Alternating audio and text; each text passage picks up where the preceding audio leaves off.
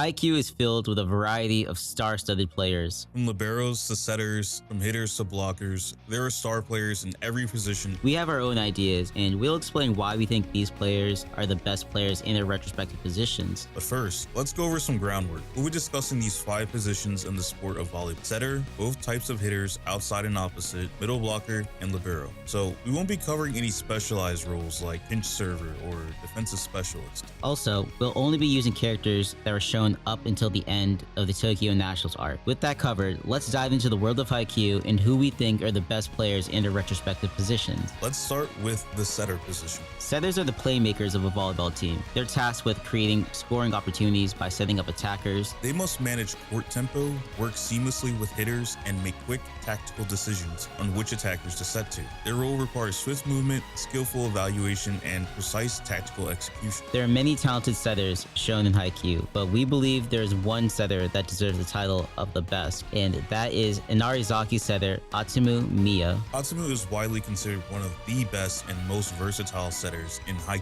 He's known for his technical mastery and ability to adapt to any situation. He can execute complex and unconventional sets, making him an absolutely standout player. We didn't get to see much of Atsumu besides his one game against Krasno, but in that one game, he showed us why he was a step above Oikawa and Kageyama. First off, Atsumu's sets look so easy to hit and they looked flawless, and it's so hard to make something so difficult look so simple and clean, but his precision allowed him to make these difficult tosses with fluidity and speed. In addition to Atsumu's skill set, he also has very sharp game sense. He excels at pressuring his opponents and he can quickly adapt. In that match against Krasno, he was adapting to Kageyama Hinata's quick plays and using the minus tempo right away. Atsumu is an effective player overall because he also has this dump fake. This move was able to trick Hinata and baited him into committing a foul. He was about 3 steps ahead of Hinata on that play, and he made him commit to the foul and give the point. And we mentioned his versatility earlier, and let's talk about some of his skill set that makes him so versatile. The spike serve and jump floater, for instance. He's known as the dual wielder for a reason. He's mastered both the spike serves and jump floater, keeping opponents guessing with these unpredictable serves. His serves were so good that he was giving Nishinoya the smoke in that match, and we all know how good Nishinoya is. You can also add blocking into his skill set. He's very strong and tall, so automatically that makes Atsumu a pretty effective blocker. Besides his blocking, Atsumu is also a strong defender when it comes to receiving the ball. There's many moments in that Crosso match where Atsumu had to pick up the first ball, and then his twin was able to still pick up his slack and act as a setter, and this overall increased Inarizaki's offensive capabilities. And that's why when you compare him to other setters like Kageyama, Oikawa, or even Kenma, who are also very highly skilled, Atsumu's combination of skill just makes him a cut above the rest, and easily cements his place as one of Japan's best high school setters during the national arc. With that, let's move on to our first hitter, the opposite hitter. The opposite hitter is a spiker who's positioned on the right side of the court. Now, there are 2 types of opposites. One that's commonly used in high school formations, the defensive specialist, a player like Daichi, who's able to carry the defensive load for his team. And in professional formations, the opposite position is given to a spiker who has an overall immense offensive capabilities, an ultimate powerhouse. We will be focused on what we think is the better option, which is the pure powerhouse. There's only one player from Haikyuu who deserves to be called the best opposite, and that has to be Ushijima. First off, let's glaze bro for a little bit. Ushijima has the height, immense strength, stamina, jumping power. He is one of the most formidable forces on the court. When he showed up in the Shiro Torizawa and Crosso match, we knew just by looking at him that he was the complete ace. Yeah, I mean, it was literally like watching a grown man play against a bunch of little kids. He was just sending absolute bombs towards their way. And it's because of that he's one of the top hitters in Japan, because those spikes tend to be so strong, and then they're consistently strong on top of that. Let's not forget, Wakatoshi is left-handed, and since he's left-handed, the way he hits the ball gives a way different spin compared to normal right-handed players. This lefty spin on the spike makes it much harder for the player to receive. We saw Nishinoya struggle with this a lot during the Krasno versus Shiro Torizawa match. The new spin on that ball, plus his power, made it so hard to receive. And he was constantly seen just launching these bombs through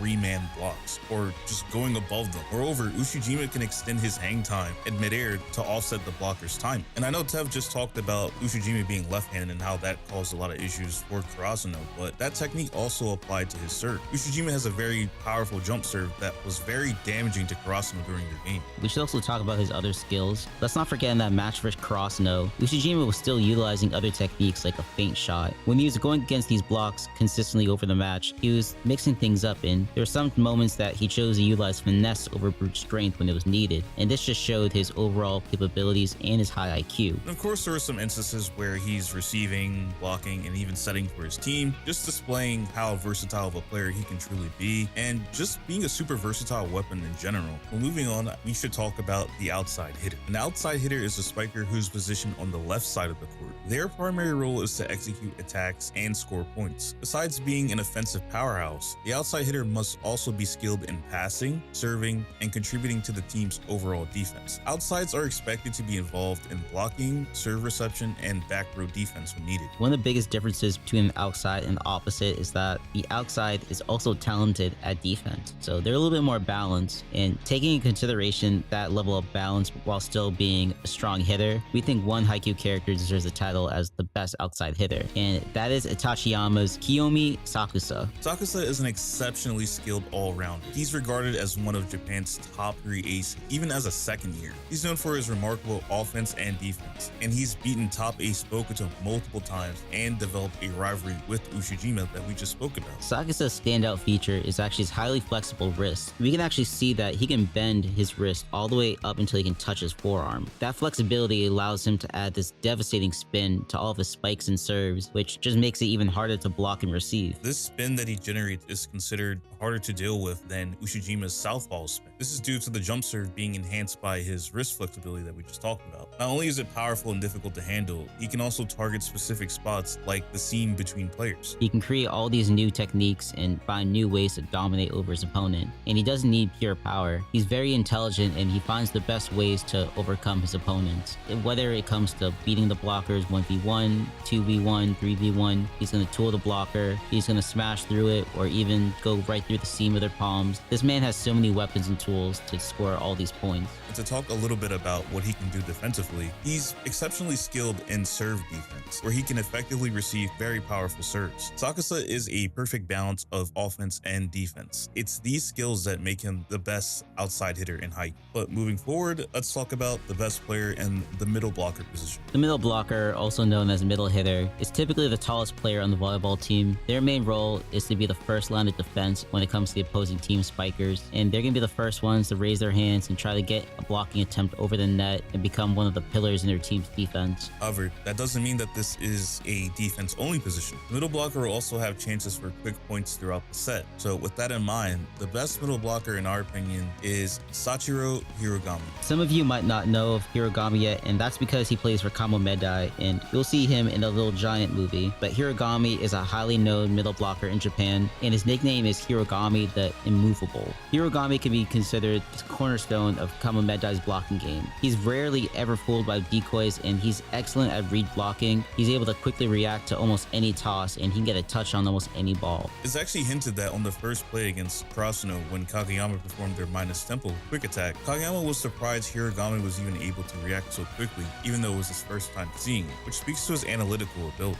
Hirogami's observation skills are next level. He can observe every play that's happening in front of him, and he narrows down the best option almost instantaneously. He can move his body at will and get almost any block that he wishes. His game reading is at another level, and his IQ is also leagues above so many other players. And to add more into his skill set, Hirogami also knows how to do a jump float serve. His jump float can be compared to Atsumu, as it slowly floats and suddenly travels fast, and it was shown to be very difficult to receive. Hirogami isn't just a defensive beast. He's so capable on offense. He's able to score points almost at will on quick attacks and on his serve. Overall, his defense is probably the best in Haikyuu. His nickname is the Immovable, and you'll see once the movie's out why he earned that nickname. But last but certainly not least, let's talk about the libero position. Liberos are defensive specialists in volleyball, focused on receiving attacks and serves, known for their quick reaction time, exceptional passing skills, and strong ability to predict where the ball will go. Liberos are crucial to a team's defense. However, liberos aren't allowed to block, spike, or even engage in mid-air battles. They can only play in the back row, where they can utilize their strong defensive and passing capabilities. Taking that into consideration, we think Itachiyama's Motoya Komori is the best libero in Haikyuu. No one in Krasno has made the list, but overall, doesn't that make sense? Krasno is a great team, but we're talking about individuals. His accolades and feats make it easy to see why we think he is the best, as he was referred to as the #1 high school libero, and he was invited to the All Japan Youth Intensive Training Camp. Yes, we haven't seen him play yet in the national tournament, but we do know Komari is the #1 high school libero, and his defensive skills are ranked way above other players. And we did get to see some of his abilities during the All Japan Youth Camp. He was shown to have great court awareness, he was able to make